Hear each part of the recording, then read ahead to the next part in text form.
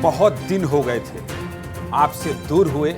कुछ महीनों पहले हर दिन आपसे बात होती थी, आपके मुद्दों पर 1 घंटे बात करता था। तसल्ली होती थी कि आपके बीच आकर सिर्फ आपकी बात कर रहा हूं और जनता ही जिंदाबाद है ये कह रहा हूं। 8 महीने बाद आज से फिर उसी सिलसिले की शुरुआत करने जा रहा हूं। चूंकि मुझे आप लोगों ने हमेशा अपना समझकर प्यार दिया है, इसलिए आपके अपने चैनल विस्तार न्यूज में भी मेरा और आपका रिश्ता अपनेपन का ही रहेगा। नमस्कार, मैं हूं ज्ञानेंद्र तिवारी और आप देख रहे हैं विस्तार न्यूज।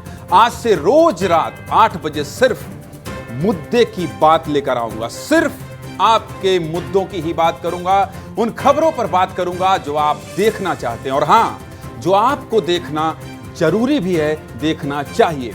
उन खबरों को देखकर आप अपडेट रहेंगे, चाहे वो देश की खबर हो, चाहे मध्य प्रदेश की खबर हो, या छत्तीसगढ़ की खबर हो, या फिर विदेश की खबर हो। मेरा प्रयास होगा, आपके अपने चैनल विस्तार न्यूज का यह प्रयास होगा कि आपको 1 घंटे में वो सब कुछ बता दूं जो आप जानना और देखना चाह रहे हैं। तो चलिए आज की सबसे बड़ी खबर से बुलेटिन की शुरुआत करते हैं और अपने ईश्वर को प्रणाम करते हैं। आज सिर्फ मेरे शो का ही नहीं बल्कि 18वीं लोकसभा का भी फर्स्ट डे फर्स्ट शो था।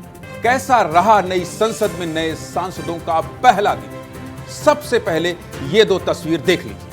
एक तरफ संसद अपने नए सांसद के स्वागत के लिए तैयार थी, तो दूसरी तरफ विपक्ष हाथ में संविधान की कॉपी लिए संसद के बाहर तानाशाही नहीं चलेगा, नहीं चलेगा के नारे लगा रहा था। पहले विरोध के नारे सुन लीजिए, फिर आगे बढ़ते हैं। पहले सुनाइए कि आज कैसे विपक्ष पहले ही दिन नारों के साथ पहुंचा था। सुनाइए।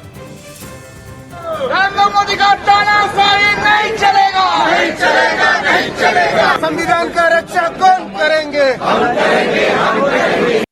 नरेंद्र मोदी का तानाशाही नहीं चलेगा, नहीं चलेगा, नहीं चलेगा। संविधान का रक्षा कौन करेंगे? हम करेंगे, हम करेंगे।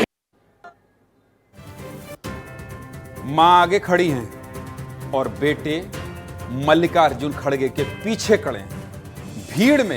भीड़ में कहीं दिखाई दे रहे हैं राहुल गांधी। राहुल गांधी को कोट इसलिए कर रहा हूं क्योंकि कहानी में जब मैं आगे बढ़ूंगा तो आज राहुल गांधी की वो तस्वीर भी दिखाऊंगा। और सबसे पहले प्रोटेम स्पीकर ने राहुल गांधी पर क्या कहा, इन सब पर भी विस्तार से बात करूंगा क्योंकि ये मुद्दे की बात है। ये 18वीं लोकसभा जिसको वयस्क होने की बात कह रहे हैं प्रधानमंत्री, उसकी बात है। और आज संविधान पहले ही दिन खतरे में कैसे पड़ गया, इसका विश्लेषण करने की बात है। इसलिए संविधान की रक्षा कौन करेगा? हम करेंगे, हम करेंगे, ये नारे विपक्ष लगा रहा था। संसद के बाहर मचे हो हल्ला के बीच प्रधानमंत्री मोदी ठीक 10:57 पर लोकसभा के अंदर दाखिल होते हैं। क्या क्या हुआ सिलसिलेवार तरीके से आपको विस्तार से बताऊंगा ताकि आप समझ पाएं कि आज इस ऐतिहासिक दिन में एक एक तस्वीर के मायने क्या हैं। एनडीए के सभी सांसद ताली बजाकर प्रधानमंत्री मोदी का स्वागत करते हैं। यह तस्वीर खास क्यों है? यह तस्वीर खास इसलिए है क्योंकि प्रधानमंत्री मोदी तीसरी बार लगातार बतौर सांसद संसद पहुंचे और अब सरकार चलाएंगे। इससे पहले 60 साल पहले पंडित जवाहरलाल नेहरू को लगातार तीसरी बार सरकार चलाने का मौका मिला था। प्रधानमंत्री अपनी कुर्सी पर बैठते हैं, हाथ जोड़कर सबका अभिवादन करते हैं और बगल में बैठे राजनाथ सिंह के किसी बात पर मुस्कुराते हैं। थोड़ी देर बाद संसद की कार्यवाही शुरू होती है। सबसे पहले राष्ट्रगान होता है। यह भी जान लीजिए कि जब सत्र की शुरुआत हो रही थी तब विपक्ष के सांसद बड़ी संख्या में बाहर प्रदर्शन कर रहे थे। यही वजह थी कि सदन के अंदर विपक्ष के सांसदों की कुर्सियां खाली दिखाई दे रही हैं। आपको विजुअल में भी ये तस्वीर भी देख लीजिए। शुरुआत हो गई। अब धीरे धीरे विपक्ष के सांसद भी संसद के अंदर दाखिल होने लगे। ठीक 11:01 पर कांग्रेस सांसद, मैंने अभी आपसे कहा था कि राहुल गांधी को तीसरे चौथे नंबर पर मैं क्यों कोट कर रहा हूं, अब सुनिएगा आप प्रसंग संसद में राहुल गांधी को लेकर क्या क्या हुआ। सांसद राहुल गांधी की संसद में एंट्री होती है। प्रोटेम स्पीकर नवनिर्वाचित सांसदों का स्वागत करते हैं। सांसदों की शपथ से पहले ही संसद में विपक्ष का हंगामा शुरू हो गया। ठीक 11:04 पर विपक्ष के सांसदों ने नारेबाजी शुरू कर दी। यह भी दिखाऊंगा, विस्तार से समझाऊंगा। इसी बीच प्रोटेम स्पीकर ने राहुल गांधी की इस्तीफे की जानकारी दी। सुनिए प्रोटेम स्पीकर क्या कह रहे हैं राहुल गांधी पर, सुनाइए।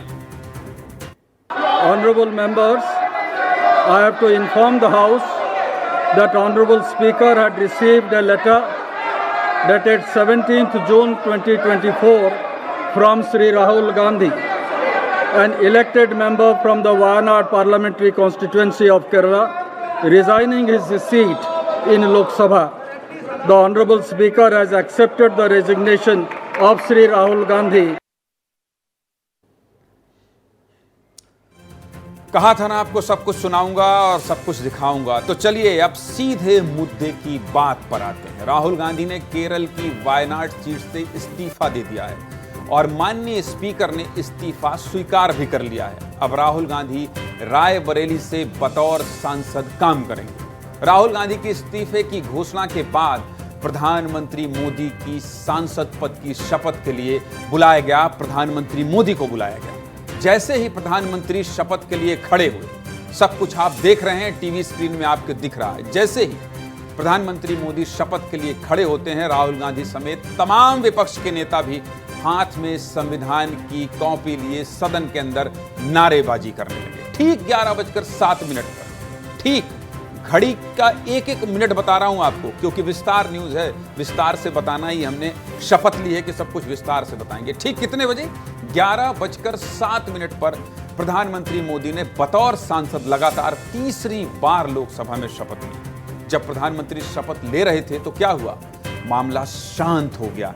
इज्जत सम्मान, आगे इसकी भी बात करूंगा, क्योंकि प्रधानमंत्री तीसरी बार सदन के नेता हैं और शपथ ले रहे हैं। निश्चित तौर पर जो विपक्ष के सांसद हैं उनका भी दायित्व है कि धैर्य, संयम, शांति बनाए रखें। विपक्ष के सांसद भी शांत थे।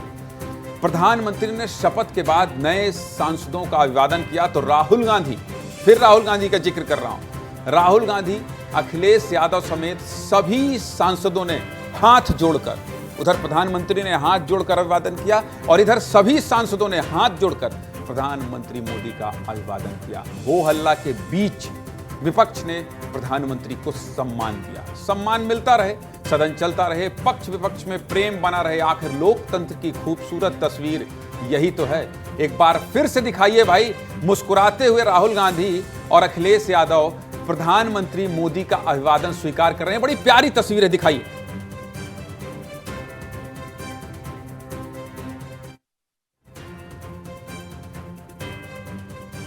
तस्वीर है, ये जो तस्वीर है, मैं क्यों कह रहा हूं कि लोकतंत्र की खूबसूरत तस्वीर, लोकतंत्र की खूबसूरत तस्वीर, क्योंकि चुनाव से पहले आप जानते हैं कि यही अखिलेश यादव, यही राहुल गांधी किस तरह से एक दूसरे पर हमलावर होते हैं। प्रधानमंत्री मोदी भी हमलावर होते हैं। लेकिन आज सोचिए, जब भारत आजाद हुआ तो पूरी दुनिया को यही लगता था, इतना बड़ा देश लोकतांत्रिक तरीके से कैसे चल पाएगा। दुनिया का सबसे बड़ा लिखित संविधान जो भारत का संविधान था, वो भी काम नहीं आएगा। भारत में लोकतंत्र हार जाएगा, फेल हो जाएगा। लेकिन ये तस्वीर देख लीजिए, ये पहली, दूसरी, तीसरी नहीं, 18वीं लोकसभा की तस्वीर है। पूरी दुनिया देख ले भारत की एक खूबसूरत और सशक्त तस्वीर। दिखाइए भाई, और हां, विस्तार से सुनाइए भी। नरेंद्र दामोदर दास मोदी, मैं राजनाथ सिंह, मैं अमित अनिल चंद्र शाह, मैं ज्योतिरादित्य माधवराव सिंधिया ईश्वर की शपथ लेता हूं कि मैं विधि द्वारा स्थापित भारत के संविधान के प्रति सच्ची श्रद्धा और निष्ठा रखूंगा। मैं भारत की प्रभुता और अखंडता अक्षुण्ण रखूंगा तथा जिस पद को मैं ग्रहण करने वाला हूं उसके कर्तव्यों का श्रद्धापूर्वक निर्वहन करूंगा।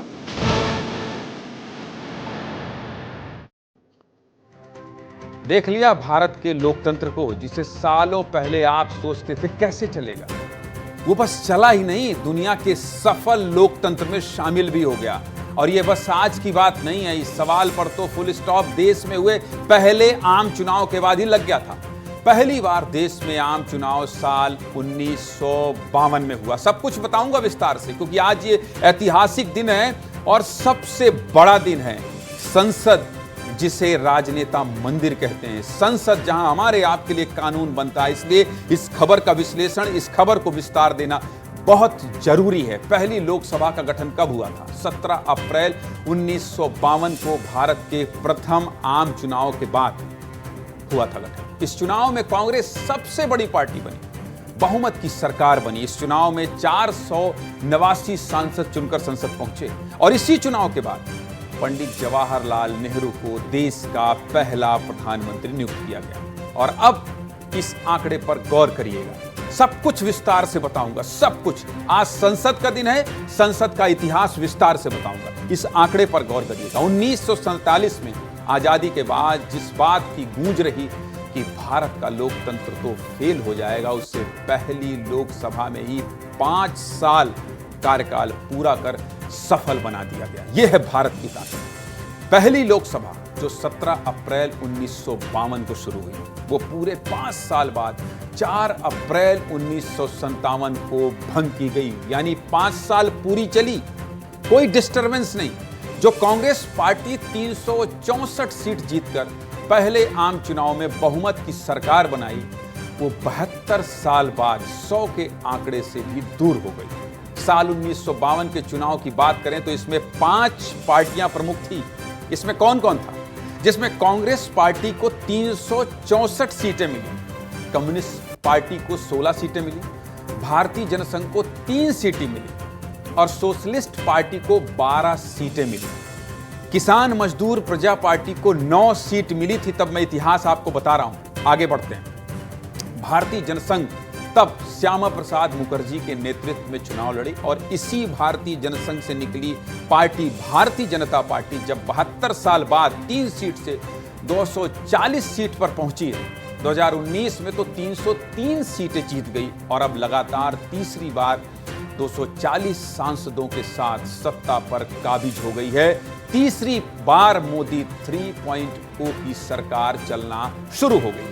संसद सत्र के पहले दिन विपक्ष की तरफ से 2 शब्द संसद में गूंजते रहे। पहला संविधान और दूसरा नीट। रुकता हूं और आपको ईमानदारी से बताता हूं कि संविधान और दूसरा नीट शब्द क्यों गूंजा। नीट को लेकर आप देख रहे हैं, युवाओं के भविष्य का सवाल है। एक दिन पहले नीट की परीक्षा रद्द कर दी जाती है, पीजी की परीक्षा रद्द कर दी जाती है, एंट्रेंस एग्जाम रद्द कर दिए जाते हैं। उसको लेकर पूरा विपक्ष हमलावर है, छात्रों में रोष है, गुस्सा है। संविधान की चर्चा क्यों हो रही है? क्योंकि पूरे चुनाव में, लोकसभा चुनाव में संविधान का इस तरह से एक नोट लेकर, इस तरह से संविधान की कॉपी लेकर लहराते रहे। तो संसद के अंदर से बाहर तक विपक्ष ने संविधान और नीट पर जमकर हंगामा मचाया। सबसे पहले यही 2 शब्द गूंजे हैं। सबसे पहले बात संविधान पर मचे बवाल की कर लेते हैं। संसद सत्र शुरू होने से पहले इंडिया गठबंधन के सभी सांसद संसद भवन में गांधी प्रतिमा के पास पहुंच गए और अपने साथ एक संविधान की कॉपी, जो मैं लेकर ऐसे दिखा रहा था ना, ऐसा दिखा रहा था, अपने साथ एक संविधान की कॉपी लेकर पहुंचे। विपक्षी सांसदों ने भर्तृहरि महताब को प्रोटेम स्पीकर बनाए जाने पर विरोध प्रदर्शन किया। इस प्रदर्शन में कांग्रेस की दिग्गज नेता सोनिया गांधी भी मौजूद थी और वो भी संविधान की कॉपी अपने साथ लिए पहुंची थी। राहुल गांधी ने भी इस मौके पर संविधान को लेकर मोदी सरकार पर जमकर निशाना साधा। राहुल गांधी चुनाव में भी हमलावर थे और आज संसद पहुंचने पर, जब सामूहिक सांसद पहुंचे थे इंडिया गठबंधन के, तब राहुल गांधी क्या कह रहे हैं, सुनाइए राहुल गांधी का वो बयान। जो आक्रमण प्रधानमंत्री जी अमित शाह जी कॉन्स्टिट्यूशन पर, संविधान पे कर रहे हैं, वो हमारे लिए एक्सेप्टेबल नहीं है, वो हम होने नहीं देंगे। इसीलिए हमने कॉन्स्टिट्यूशन, ओथ लेते हुए हमने कॉन्स्टिट्यूशन पकड़ा था। बता रहे हैं कि हम क्या क्या नहीं होने देंगे और क्यों संविधान की किताब लेकर पहुंचे। राहुल गांधी कह रहे हैं संविधान को कोई छू नहीं सकता है, संविधान के लिए लड़ते रहेंगे। ये तो बात हुई संविधान बचाने के लिए जो लड़ाई विपक्ष लड़ रहा है, लेकिन आज संसद की दूसरी तस्वीर जिसकी सबसे ज्यादा चर्चा हुई वो भी देख लीजिए। वो क्या है दिखा दी। आज संसद में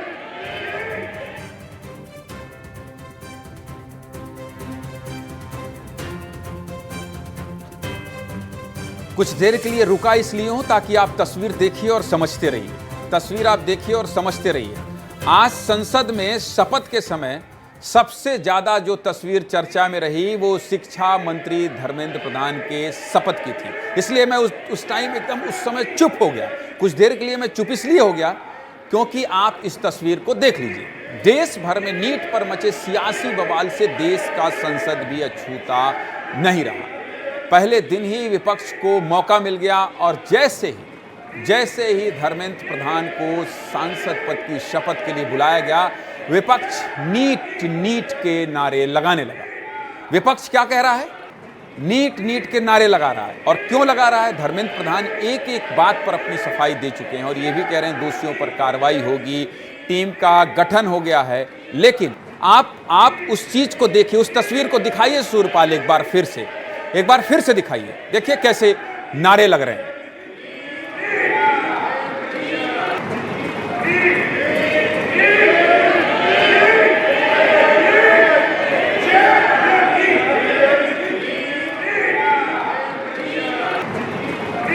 के लिए मैं और चुप हो जाता हूं। जैसे पहली बार हुआ था वैसे थोड़ी देर के लिए और चुप हो जाता हूं। एमबीएस के साथ एक बार इस तस्वीर को फिर दिखाइए। आज पहला दिन है।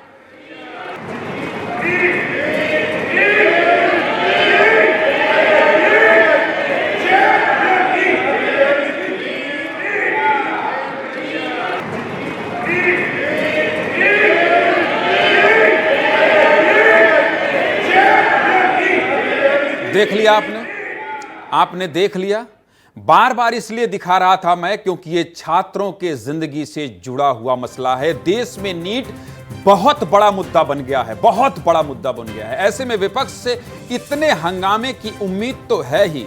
लंबे अंतराल के बाद विपक्ष की बड़ी संख्या सदन में पहुंची है, बहुत बड़ी संख्या। सब यही अंदाजा लगा रहे थे कि विपक्ष एकदम से आक्रामक नजर आएगा, लेकिन नरेंद्र मोदी समेत सत्ता पक्ष को कटघरे में खड़ा करने की कोशिश करेगा। लेकिन क्या हुआ? नरेंद्र मोदी तो नरेंद्र मोदी हैं, बहुत हल्के में नहीं लिया जा सकता। देश के बड़े बड़े पत्रकार भी कह रहे हैं कि नरेंद्र मोदी को इतने हल्के में नहीं लिया जा सकता। सामने वाला एक कदम और मोदी जी 4 कदम आगे चलते हैं।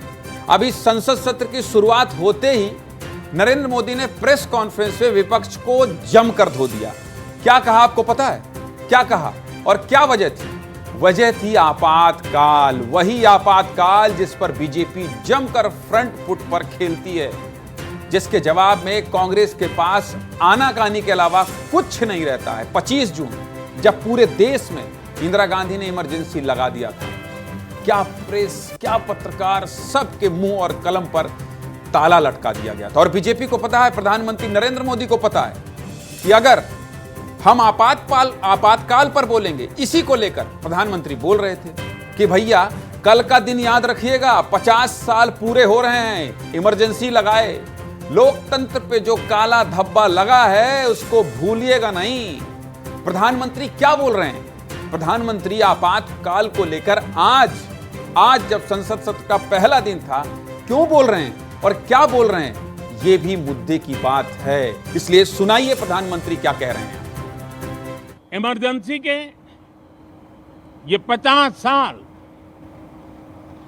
इस संकल्प के हैं कि हम गौरव के साथ हमारे संविधान की रक्षा करते हुए भारत के लोकतांत्रिक परंपराओं की रक्षा करते हुए देशवासी संकल्प लेंगे कि भारत में फिर कभी कोई ऐसी हिम्मत नहीं करेगा जो 50 साल पहले की गई थी और लोकतंत्र पे काला धब्बा लगा दिया गया था।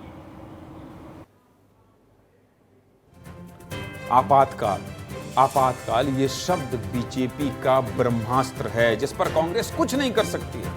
कांग्रेस भी मानती है कि आपातकाल पर बात करना मतलब कीचड़ में पैर डालना, दलदल है दलदल, जितनी बात करेंगे फंसते चले जाएंगे। यही कारण है कि कांग्रेस भी सोचती है कि कौन इस मुद्दे पर पड़े और क्यों जबरन इसे तूल दिया जाए। आज तो कांग्रेस अध्यक्ष ने भी बोल दिया है कि भैया आपातकाल का नाम लेकर कब तक दुकान चलाएंगे, कब तक दुकान चलाएंगे। सुनिए खड़गे ने क्या कहा है। खड़गे जो मल्लिकार्जुन खड़गे अध्यक्ष हैं कांग्रेस के, उन्होंने क्या कहा है सुनाइए। देखो 100 बार यही बात बोलेंगे और इमरजेंसी के 50 साल हो रहे बोले तो तुम इमरजेंसी से without declaring emergency you are doing it. इसीलिए हर बार वही बात बोल के आप कितने दिन ऐसा ही अपनी हुकूमत करना चाहते हैं। सुन लिए ना। खैर जो भी हो, प्रधानमंत्री ने स्पष्ट कर दिया है कि बैक फुट पर नहीं जाएंगे। जो तेवर 303 सीट में था ना, वही तेवर 240 सीट में भी रहने वाला है। वैसे इंदिरा गांधी ने हमेशा के लिए सामने वाली पार्टी को बड़ा मुद्दा दिया हुआ है, जिसको बीजेपी हमेशा याद दिलाएगी और पूछेगी कि सदन में जो संविधान की कॉपी लहराते हैं, जरा अपने पुराने दिनों में जाइए, इतिहास के तथ्यों को खंगालिए और फिर किसी को तानाशाह बोलने से पहले 50 बार सोचिए। चलिए, अभी सत्र तो 3 जुलाई तक चलेगा। देखना है क्या क्या होता है। 18वीं लोकसभा में क्या क्या होता है। लोकसभा की पूरी तस्वीर मैंने आपको दिखा दी, लेकिन ये सब कुछ कहाँ हो रहा था? ये कहाँ हो रहा था? ये दिल्ली में हो रहा था। इसलिए बात दिल्ली की कर लेते हैं। दिल्ली की बात क्यों करना चाहता हूं मैं?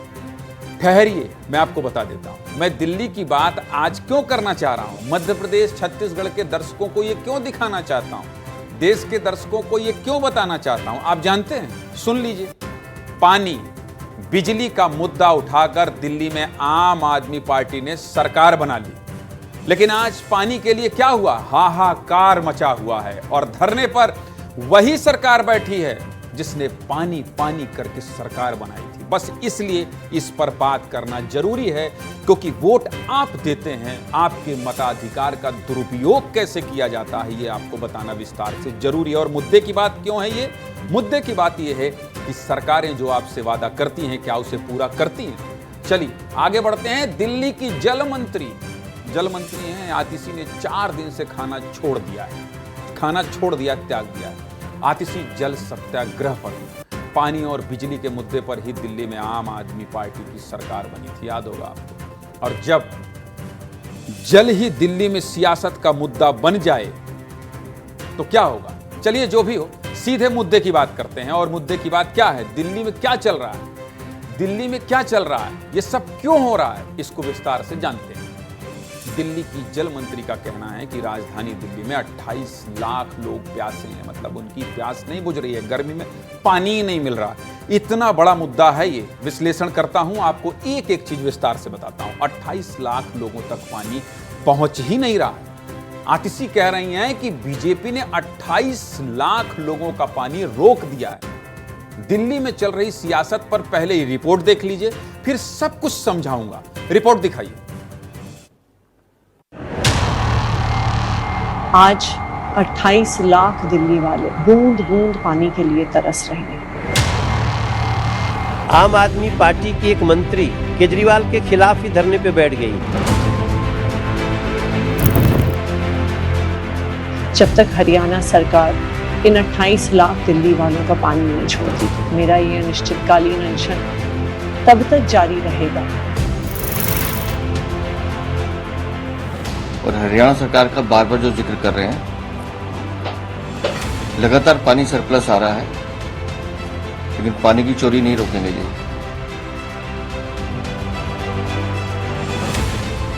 टीम इंडिया की बात करने वाले, कोऑपरेटिव फेडरलिज्म की बात करने वाले आज अपने ही देश की राजधानी के लोगों को प्यासा मार रहे हैं।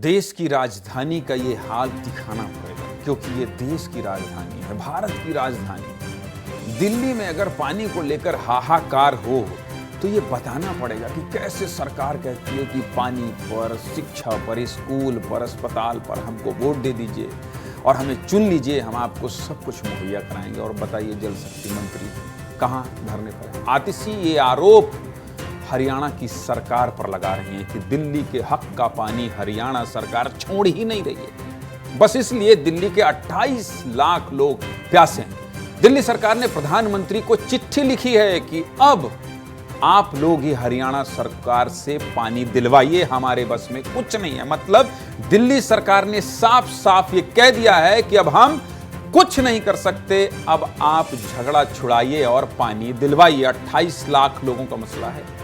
यही सब आरोप लगाकर 4 दिन से अनशन पर बैठी हैं दिल्ली की जल मंत्री। अब 4 दिन से खाना नहीं खा रही है, तबीयत भी बिगड़ने लगी है। डॉक्टर की टीम समय समय पर चेक करने आ रही है। आज तो डॉक्टर ने मंच से ही पूरा मेडिकल रिकॉर्ड भी बता दिया। सुन लीजिए आज क्या हाल है आतिशी का। हम भी चिंतित हैं, हम भी परेशान हैं कि भाई मंत्री जी को अगर कुछ हो गया तो पानी, वो भी जल मंत्री, तो पानी की व्यवस्था कौन करेगा? कम से कम आतिशी अभी लड़ तो रही हैं। ईश्वर से प्रार्थना है कि आतिशी स्वस्थ रहें। लेकिन सुन लीजिए डॉक्टर ने क्या बताया आतिशी के बारे में।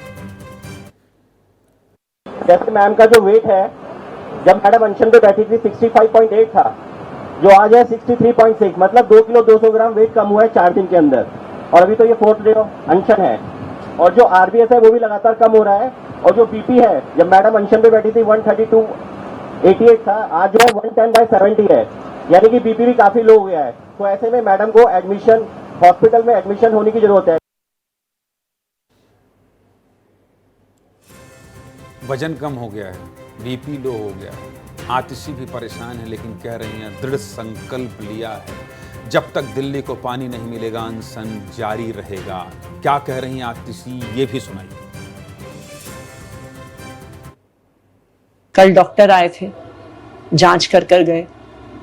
उन्होंने कहा कि मेरा बीपी लो हो रहा है, मेरा शुगर लो हो रहा है, वजन कम हो रहा है।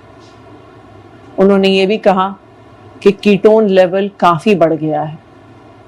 डॉक्टर ने सलाह दी कि इतना कीटोन लेवल बढ़ना सही नहीं है, वो शरीर को लंबे समय तक डैमेज कर सकता है, वो स्वास्थ्य खराब कर सकता है। लेकिन मेरा स्वास्थ्य चाहे कितना भी खराब हो, मेरे शरीर को चाहे कितना भी कष्ट हो, ये अनशन करने का मेरा संकल्प दृढ़ है। और जब तक 28 लाख दिल्ली वालों को पानी नहीं मिलता है, मेरा यह अनिश्चितकालीन अनशन जारी रहेगा। मैंने पहले ही प्रार्थना की है और बहुत दुखी लग रही है चेहरे से आतिशी। बीपी लो हो गया है, कीटोन लेवल बहुत बढ़ गया है, लेकिन आतिशी नहीं छोड़ेंगी अनशन। खुद बता रही हैं, सब कुछ खुद बता रही हैं। दिल्ली में वाटर फ्लो भले स्लो है, लेकिन पानी पर पॉलिटिकल फ्लो हाई है गुरु, सीधे हाई है। अब अनशन पर दिल्ली सरकार की मंत्री ही बैठ गई हैं, तो बीजेपी भी जमकर निशाना साध रही है। सांसद मनोज तिवारी और दिल्ली बीजेपी के अध्यक्ष वीरेंद्र सचदेवा को भी सुनाइए सूरपाल। अब आप सोच रहे होंगे ये सूरपाल कौन है, तो जान लीजिए सूरपाल हमारे वो साथी हैं जो मेरे कहने पर आपको बयान सुनाते हैं और दिन भर झगड़ा करते हैं कि थोड़ा कम बोलिए, थोड़ा कम बोलिए। लेकिन अभी आप वो बयान सुनाइए कि कैसे बीजेपी के नेता इस पर अपना बयान दे रहे हैं। आम आदमी पार्टी की एक मंत्री केजरीवाल के खिलाफ ही धरने पे बैठ गई है, आतिशी जी। आतिशी किसके खिलाफ बैठी हैं? दिल्ली में पानी का संकट है और आतिशी धरने पे बैठी हैं। पानी देने का काम किसका? अरविंद केजरीवाल सरकार का। तो इन लोगों का पूरा चरित्र आप देख लें। इनको जाना चाहिए जहां पानी की लीकेज हो रही है उसको ठीक करने के लिए। इनके अधिकारी जो जाके इनको रिपोर्ट देते हैं, क्या वो झूठ बोलते थे? और हरियाणा सरकार का बार बार जो जिक्र कर रहे हैं,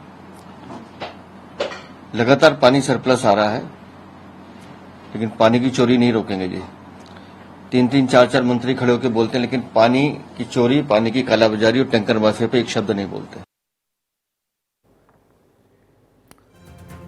अवसर मिलेगा तो नेता बयान देने से पीछे नहीं रह सकते। दरअसल दिल्ली में पानी दूसरे राज्यों से ही आता है। दिल्ली का 60% पानी हरियाणा से आता है, 25% पानी यूपी से आता है और 15% जरूरत ग्राउंड वाटर से पूरी होती है। मतलब सबसे ज्यादा पानी कहां से आ रहा है? हरियाणा से आ रहा है, 60% पानी। और दिल्ली सरकार की मंत्री के दावे के मुताबिक यही पानी हरियाणा सरकार दिल्ली को नहीं दे रही है, जिससे दिल्ली में पानी की दिक्कत हो रही है। ये भी सुन लीजिए, सुनाइए।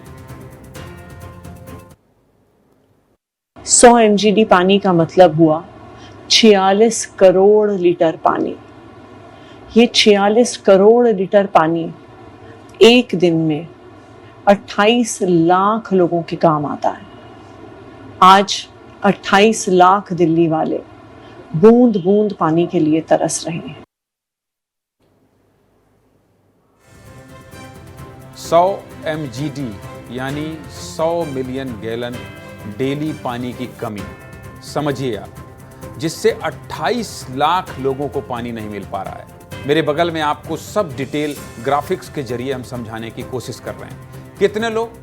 कितने लोग जिससे 28 लाख लोगों को पानी नहीं मिल पा रहा है, ये भी दिखाने की कोशिश कर रहे हैं कि कहां से पानी आता है। ये सब कुछ ग्राफिक्स के सहारे दिखाने की कोशिश कर रहे हैं। मैं आपको 28 लाख लोगों की संख्या बता रहा हूं और आप मेरे बगल में ग्राफिक्स पढ़ लीजिए ताकि आपको समझ में आ जाए कि दिल्ली में कहां से पानी आता है। सीधे 60%, मैंने पहले भी आपको बताया कि 60% पानी हरियाणा से आता है। और प्रधानमंत्री मोदी को चिट्ठी लिखकर अब दिल्ली सरकार कह रही है कि झगड़ा सुलझाइए भाई, हमसे नहीं सुलझने वाला। 60% पानी हरियाणा से। ग्राफिक्स के जरिए हम आपको साफ साफ बता रहे हैं कि कहां से कितने प्रतिशत पानी आ रहा है। तो सीधे मुद्दे की बात करते हैं, लोगों की परेशानी दिखाते हैं। ये तो रही मेरी कौन सी बात कि इसमें राजनीतिक बयानबाजी क्या चल रही है। ये मैंने आपको बताया कि अनशन हो रहा है, सब कुछ हो रहा है, लेकिन मुद्दे की बात क्या है? मुद्दे की बात यह है कि देश की राजधानी दिल्ली में, देश की राजधानी दिल्ली में हाहाकार मचा है। किसको लेकर? जिस पानी के मुद्दे पर एक पार्टी सरकार बनाकर सरकार चला रही है। रिपोर्ट दिखाइए, सबसे ज्यादा परेशान लोगों की तस्वीर दिखाइए।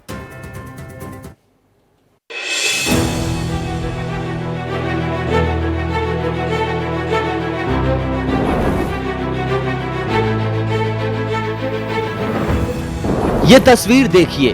पहली तस्वीर चाणक्यपुरी की है, दूसरी तस्वीर ईस्टर्न दिल्ली के हिला गांव की है, तीसरी तस्वीर ओखला फेज 2 के हरकेश नगर की है और चौथी तस्वीर गीता कॉलोनी की। दिल्ली में पानी की समस्या क्या है, ये तस्वीर देखकर आप समझ जाएंगे। ऐसी ही तस्वीर आपको दिल्ली के अन्य हिस्सों में भी देखने को मिलेगी। नहीं, ये तो देखिए अनशन पे बैठना मैं तो गलत मानता हूँ, क्योंकि उनकी ही जिम्मेदारी है पानी पूर्ति की, क्योंकि उन्होंने केजरीवाल सरकार के बाद जिम्मा खुद लिया था दिल्ली सरकार चलाने का। पानी लेने रोज आते हैं, लेकिन पानी 2-2 टैंकर आ रहा, साफ नहीं आ रहा पानी पीने में बदबू दे रहा है। इसीलिए मैं मंत्री जी से कहना चाहूंगी कि वो यहाँ पर आकर देखें कि पानी सही है या नहीं है। हाथ में पानी के बर्तन लिए बच्चे, बूढ़े, जवान सभी बेसब्री से वाटर टैंकर का इंतजार करते हैं। पानी की समस्या इतनी विकट हो चुकी है कि दिल्ली की जनता त्राहिमाम कर रही है। ये पानी का तो आज वीडियो पानी की समस्या कभी खत्म ही नहीं हुई है और अब तो ऐसा कि फोटो खींच के ले रहे पर कुछ कर नहीं रहे। बहुत समस्या भैया, एक दिन के पीछे एक दिन टैंकर आता है, रोज नहीं आता, पानी का दिक्कत हो जाता है। पानी की वही परेशानी है, पीने के लिए, नहाने के लिए। सुना आपने, जनता विवश है, परेशान है, हताश है। एक तो भीषण गर्मी, ऊपर से पानी की समस्या। हालात का अंदाजा खुद लगा लीजिए। कहा जाता है कि दिल्ली दिल वालों की है। फिलहाल दिल्ली वालों के दिल की धड़कन नगर निगम के वाटर टैंक पर टिकी हुई है, जिस पर जमकर अफरा तफरी देखने को मिल रही है।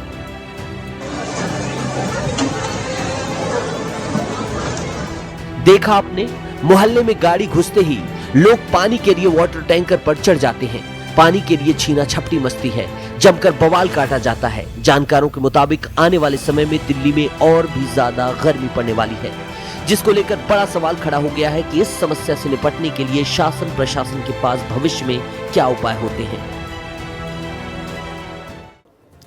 अब आप सोच रहे हैं मध्य प्रदेश छत्तीसगढ़ की कब दिखाओगे खबर ज्ञानेंद्र तिवारी, यहां के मुद्दों को कब दिखाओगे? देश के मुद्दों को दिखाना बताना जरूरी है, और राजधानी दिल्ली में क्या हो रहा है ये तो बताना जरूरी है। ये भी बताना जरूरी है कि आज आपके मध्य प्रदेश छत्तीसगढ़ के सांसद शपथ भी तो लिए हैं संसद में। तो चलिए दिल्ली से अब देश के दिल मध्य प्रदेश लेकर चलते हैं। गोंडवाना साम्राज्य की महारानी रही रानी दुर्गावती के 461वें बलिदान दिवस समारोह में मध्य प्रदेश के मुख्यमंत्री डॉक्टर मोहन यादव महाकौशल की धरा जबलपुर पहुंचे। वीरांगना रानी दुर्गावती के बलिदान दिवस पर श्रद्धा सुमन अर्पित करने समाधि स्थल पहुंचे। मुख्यमंत्री डॉक्टर मोहन यादव कुछ अलग अंदाज में नजर आए हैं, और तस्वीरों को मैं पकड़ता हूं, और तस्वीरों को जब पकड़ता हूं तो मुझे तस्वीर को आपको दिखाने में बहुत आनंद भी आता है। मुख्यमंत्री का ये वीडियो देखिए और आनंद लीजिए, फिर आगे बताऊंगा पूरी कहानी।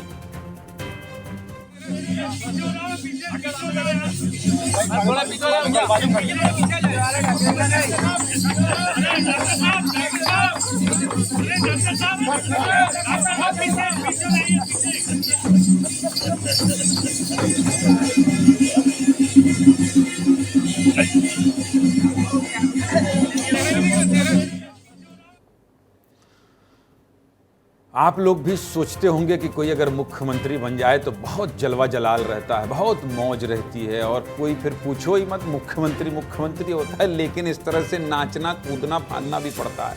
नाचना क्यों पड़ता है? जनता जनार्दन जिन्होंने आपको नेता बनाया, आपको सर माथे पर बैठाया, आपको मुख्यमंत्री की कुर्सी दी, उनकी खुशी में शामिल होना पड़ता है, और ये खुशी में शामिल होते दिखाई दे रहे हैं मुख्यमंत्री मोहगांव और मंडला से आए बैगा आदिवासी नर्तकों के साथ मादर की थाप पर थिरकते नजर आ रहे हैं। इस मौके पर मुख्यमंत्री डॉक्टर मोहन यादव का आदिवासी कलाकारों ने बैगा नाचा नृत्य से और खुमरी पहनाकर स्वागत किया। सीएम भी जबलपुर में आदिवासी संस्कृति के रंग में पूरी तरह से रंगे नजर आए। सिर पर आदिवासी परंपरा का मुकुट, खुमरी और मादर पर थिरकते मुख्यमंत्री का ये वीडियो सोशल मीडिया पर खूब पसंद किया जा रहा है। जबलपुर पहुंचे सीएम की ये 5 अलग अलग तस्वीरें देख लीजिए। हम आपको एक एक तस्वीर दिखा रहे हैं क्योंकि विस्तार न्यूज है, हर खबर पर विस्तार से बात करना है। मुख्यमंत्री ने रानी दुर्गावती को श्रद्धांजलि दी, पूजा अर्चना की, अलग अंदाज में थिरकते नजर आए। और ये आपको अलग अलग तस्वीर हम आपको दिखा दे रहे हैं कि श्रद्धांजलि देने पहुंचे, अलग अलग अंदाज दिखाया, फिर डॉक्टर मोहन का संबोधन, पूजा अर्चना कार्यक्रम में शामिल हुए, सांस्कृतिक कार्यक्रम में हिस्सा लिया और इस मौके पर आम जनता को संबोधित भी किया। गोंडवाना साम्राज्य की महारानी रही रानी दुर्गावती के नाम से मुख्यमंत्री ने सौगात भी दी है। केवल कार्यक्रम में थिरके नहीं है, पहुंचे नहीं हैं, बल्कि उन्हें सौगात दी है। सौगात क्या दी है, सुना दीजिए।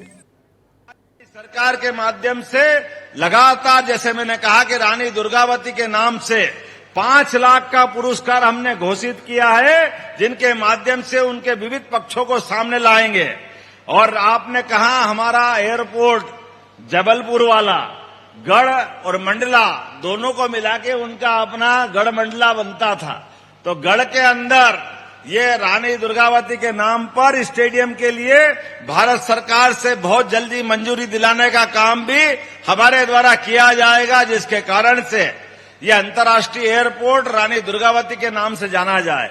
और आपने कहा कि एक ब्रिज जो बहुत अच्छा बना शहर के लिए, मदन महल तो उनका अपना महल था, उनका स्मरण वहीं से हम 1 मिनट में कर लेते हैं। तो मैं मान के चलता हूं कि यही से घोषणा करता हूं, ये ब्रिज के नामकरण की घोषणा रानी दुर्गावती पे नाम पे करने की घोषणा करते हैं।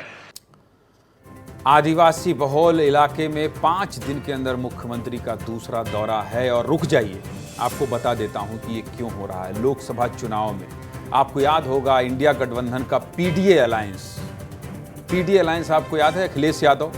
आपको ये भी याद होगा कि कैसे संविधान खत्म करने की बात, आरक्षण की बात कैसे कर रहे हैं। इसलिए उड़ीसा में भी आदिवासी मुख्यमंत्री, छत्तीसगढ़ में भी आदिवासी मुख्यमंत्री और मध्य प्रदेश में ओबीसी मुख्यमंत्री कहाँ जा रहे हैं? आदिवासियों को साधने जा रहे हैं, उन्हें खुश करने जा रहे हैं। और ये सब इसलिए हो रहा है क्योंकि हरियाणा, महाराष्ट्र, झारखंड में चुनाव है। बीजेपी से जो वर्ग नाराज है उसे अपनी ओर खींचने, खुद से गले लगाने की ओर बढ़ रही है बीजेपी। 5 दिन पहले भी मुख्यमंत्री बैगा आदिवासी संस्कृति में रंगे नजर आए थे। ये भी वीडियो देख लीजिए, दिखाइए भाई ये वीडियो भी।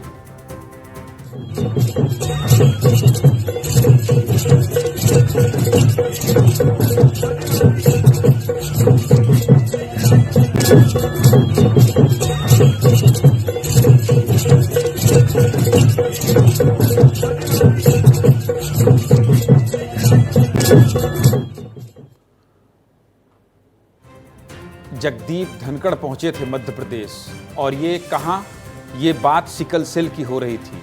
और यहाँ कौन कौन पहुंचा था?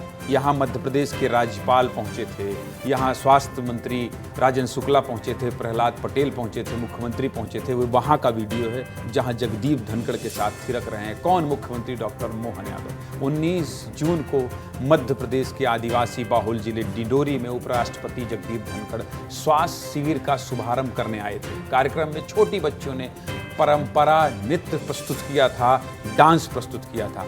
आदिवासी नृत्य देखकर उपराष्ट्रपति और सीएम डॉक्टर मोहन यादव खुद को रोक नहीं सके और बच्चियों के साथ खूब थिरके।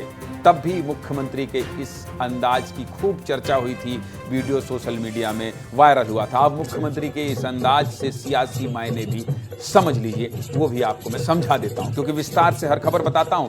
मध्य प्रदेश में लगभग 21% आदिवासी जनसंख्या है। मध्य प्रदेश की राजनीति में आदिवासी वोटर्स की खासी अहमियत है।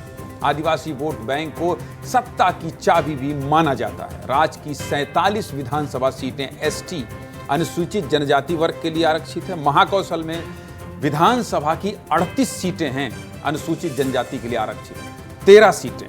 तो ये जो पूरा समीकरण है, ये मैं आपको इसलिए बता रहा हूं कि आप समझ सकें कि क्यों आदिवासियों के बीच बार बार पहुंचकर मोहन यादव ने साधने की कोशिश कर रहे हैं। पहले डिंडोरी और अब जबलपुर की ये तस्वीरें खास हैं। महाकौशल के ये इलाके आदिवासी बाहुल हैं।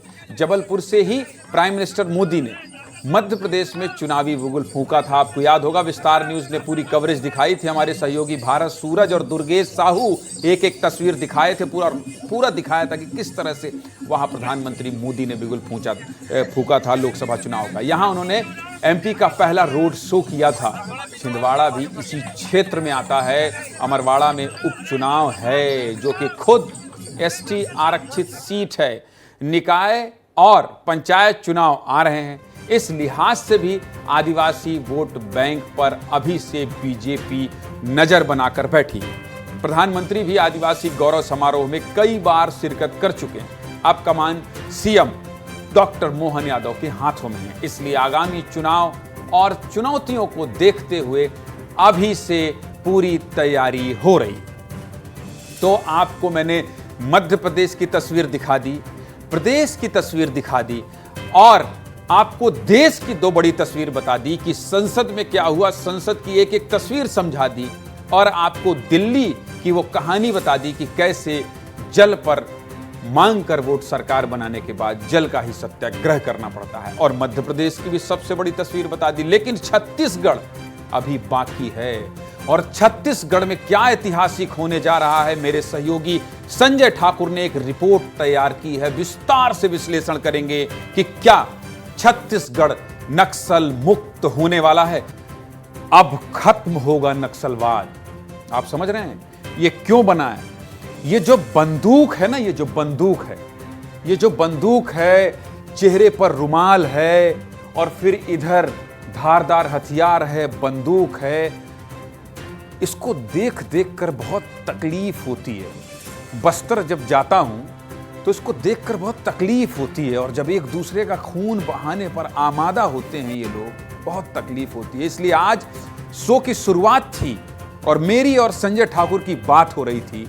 संजय ठाकुर मेरे वो सहयोगी हैं जो मुझे हमेशा से अपनी नजरों से नक्सलवाद को बहुत करीब से दिखाते आए हैं, बहुत करीब से दिखाते आए हैं। इसलिए अब खत्म होगा नक्सलवाद, ये लिखना क्यों पड़ा है और क्यों मैं बात कर रहा हूं आज नक्सलवाद की, आज नक्सलवाद की बात क्यों कर रहा हूं, ये भी समझ लीजिए। पत्रकारिता में जब से होश संभाला है, नक्सलवाद कवर करके ऐसा लग रहा था, कवर करके लग रहा था कि ये कभी ना खत्म होने वाली बीमारी है। लेकिन कुछ महीनों से ऐसा लग रहा है छत्तीसगढ़ नक्सल मुक्त हो सकता है।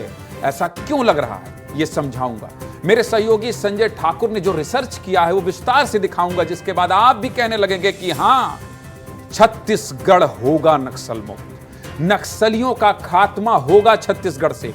पिछले 15 सालों से मैंने कई नक्सल घटनाओं को कवर किया है। बस्तर से लेकर सरगुजा तक सैकड़ों जवानों की शहादत देखी है, हमले देखे हैं, धमाके देखे हैं। पिछले 60 सालों में इस लाल आतंक से लड़ते हुए देश भर में कितने जवान शहीद हुए, कितने निर्दोष मारे गए, इस बारे में आज बात नहीं करूंगा। ये आंकड़े इतने बड़े और डरावने हैं कि मैं बताते बताते थक जाऊंगा और सुनते सुनते आपकी रूह कांप जाएगी। इसलिए सीधे मुद्दे की बात करते हैं। 40 सालों से देश में नक्सलवाद का केंद्र बने हुए बस्तर की बात करते हैं, क्योंकि बस्तर में बहुत कुछ पहली बार हो रहा है। क्या क्या हो रहा है? पहली बार किसी राज्य के गृह मंत्री ने नक्सलियों से वीडियो कॉल पर बात करने की अपील की है। पहली बार बस्तर में टीसीओसी के दौरान 130 से अधिक नक्सली मारे गए हैं। टीसीओसी क्या, ये भी समझाऊंगा आपको। पहली बार नक्सलियों के सबसे मजबूत गढ़ों में घुसकर जवानों ने अपना कैंप खोल दिया है। पहली बार किसी सरकार ने नक्सलियों से ही पूछा है कि आप सरेंडर के बाद अपनी पुनर्वास नीति में क्या चाहते हैं, बताइए। और ऐसा पहली बार ही हो रहा है कि बस्तर से नक्सलवाद के खात्मे और नक्सलवाद के खत्म होने की बात कही जा रही है, क्योंकि ये वही बस्तर है जहां कभी कहा जाता था कि बस्तर में रमन की सरकार या रमन्ना की सरकार। रमन्ना कौन? रमन्ना सबसे बड़ा खूंखार नक्सली। तब सूबे में रमन सिंह की सरकार थी और बस्तर में उस वक्त का सबसे बड़ा नक्सली कमांडर था रमन्ना। तो रमन या रमन्ना की सरकार से बस्तर नक्सल मुक्त होने वाला है के बीच क्या कुछ बदला है, आज मुद्दे की बात में यही समझाते हैं। पिछले 6 महीनों में क्या कुछ हुआ है, पहले ये देख लीजिए। सूबे में सरकार बदली है और एकाएक नक्सलियों के खिलाफ ऑपरेशन तेज हो गए हैं। नक्सलियों को पहला बड़ा झटका तब लगा जब 30 जनवरी को जवानों ने सुकमा जिले के टेकलगुड़ा गांव में अपना कैंप खोल दिया। कहां? गढ़ में खोल दिया। ये वही टेकलगुड़ा गांव था जहां साल 2023 में ऑपरेशन पर निकले जवानों पर नक्सलियों ने हमला कर 23 जवानों को शहीद कर दिया था। यह इलाका नक्सलियों का सबसे मजबूत गढ़ था। यहां जवानों के कैंप लगाते ही बौखलाए नक्सलियों ने फिर हमला किया, जिसमें 3 जवान शहीद हो गए। लेकिन इस बार जवानों के सामने नक्सली टिक नहीं पाए। ये नक्सलियों के गढ़ में सुरक्षा बलों को मिली बहुत बड़ी जीत थी, बहुत बड़ी जीत थी। और क्या मायने थे, लेकिन इसके 15 ही दिन के बाद जवानों ने वो कारनामा कर दिखाया जो कभी नामुमकिन सा लगता था। जवानों ने 15 फरवरी को पुवर्ती गांव में ही एक कैंप खोल दिया। पुवर्ती गांव किसका? पुवर्ती देश के सबसे खतरनाक नक्सली हिडमा का गांव। इस गांव को नक्सलियों की राजधानी भी कहा जाता था। सोचिए जवान कहां तक पहुंच गए, किसके घर को भेज दिया। वहां भी मेरे सहयोगी संजय ठाकुर गए थे। कभी जवानों का इस गांव तक पहुंचना भी मुश्किल था, सपने में नहीं सोच सकते थे। लेकिन इस बार जवान न सिर्फ इस गांव तक पहुंचे, बल्कि नक्सलियों की राजधानी में घुसकर एक कैंप खोल दिया। ये नक्सलियों के लिए बहुत बड़ी हार थी, बहुत करारी हार थी। इसके बाद तो जवानों ने एक के बाद एक नक्सलियों के गढ़ में घुसकर उनका सफाया करना शुरू कर दिया। नक्सलियों के गढ़ में 15 से अधिक पुलिस कैंप खोल दिए, 15 से अधिक। और फिर आया 16 अप्रैल का वो दिन जब कांकेर में देश की सबसे बड़ी मुठभेड़ में 29 नक्सली मारे गए। देश के इतिहास में कभी एक साथ इतने नक्सली नहीं मारे गए थे। 2 अप्रैल को बीजापुर में 13 नक्सली मारे गए। 29 अप्रैल को नारायणपुर में 10 नक्सली ढेर कर दिए गए। जनवरी से लेकर जून तक बस्तर संभाग में हुई अलग अलग मुठभेड़ों में 130 से अधिक नक्सली मारे गए हैं। ये सब कब हो रहा था? ये उसी टीसीओसी के दौरान हो रहा था। टीसीओसी समझ लीजिए, जब इतिहास में नक्सलियों ने सबसे अधिक जवानों का खून बहाया है। टीसीओसी क्या होता है, यह भी आपको शॉर्टकट में समझा देता हूं। टीसीओसी यानी कि टेक्निकल काउंटर ऑफेंसिव कैंपेन। थोड़ा मुश्किल शब्द है, लेकिन कितना खतरनाक है ये समझ लीजिए। नक्सली हर साल फरवरी से जून महीने के बीच टीसीओसी अभियान चलाते हैं। इनका एक नक्सलियों का अभियान है।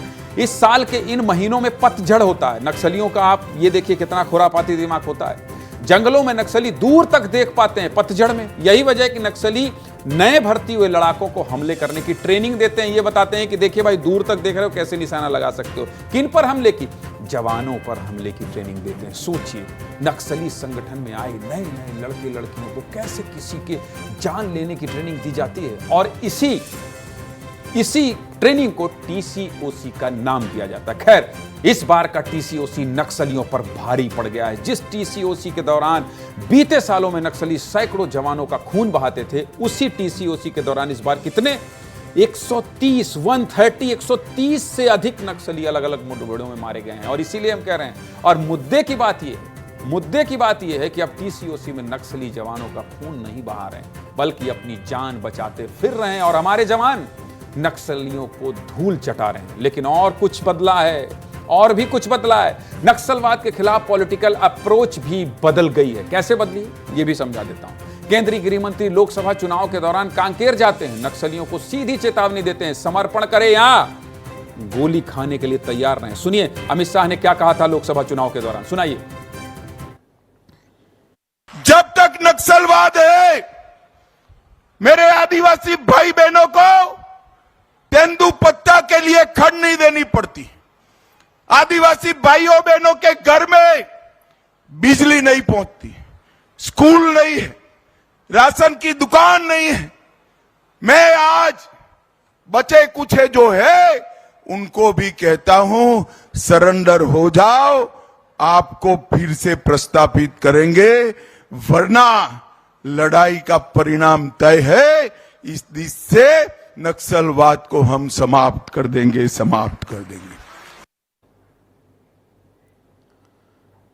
क्यों कह रहा हूं? और देखिए, संजय ठाकुर मेरे सहयोगी आ गए, और संजय बहुत बारीकी से आपने सब कुछ समझाने की कोशिश की है, और मुझे बड़ा गर्व होता है संजय के साथ काम करने में। इसलिए क्योंकि जब नक्सल मुक्त की बात, आज जब मैं पहला शो कर रहा था, तो संजय ने मुझे कहा कि सर सुनिए ना, ये बहुत बड़ी बात है, इसको आप अपने इस शो में शामिल कीजिए। मैंने कहा संजय, आप जो रिपोर्ट बनाकर लाएंगे वो मैं दिखा दूंगा। और संजय, जिस तरीके से आपने समझाया है, मैं कह दूं कि नक्सल मुक्त होने वाला है छत्तीसगढ़। संजय, बिल्कुल, देखिए एक बात जो बहुत साफ है कि पॉलिटिकल अप्रोच बदला, जो सेना है, जो फोर्स है, उसकी रणनीति बदली, और इसका असर साफ तौर पे नज़र आ रहा है। बस्तर में पिछले 15 सालों में ज्ञानेंद्र जी हमने कितने ही जवानों की शहादत देखी, इतना खून देखा, लेकिन अब ये सुकून है कि फिलहाल नज़र आ रहा है कि बस्तर से नक्सलवाद ख़त्म हो सकता है। और ये कैसे हो सकता है, ये आज आपने मुद्दे की बात में बता दिया, और ये बात जनता को भी समझ आनी चाहिए, क्योंकि इसमें जनता का सहयोग भी जरूरी है। कि एक लाइन संजय, टाइम समय कम है, एक लाइन, नक्सलवाद खत्म होगा, ये जो बात आप कह रहे हैं ना, ये मेरा वादा है कि इससे जुड़ी हर सकारात्मक खबर आपको मैं सबसे पहले विस्तार न्यूज में दिखाऊंगा, अपने सहयोगी संजय के सहारे। फिलहाल मुझे और मेरी पूरी टीम को इजाजत दीजिए, और देखते रहिए विस्तार न्यूज। नमस्कार।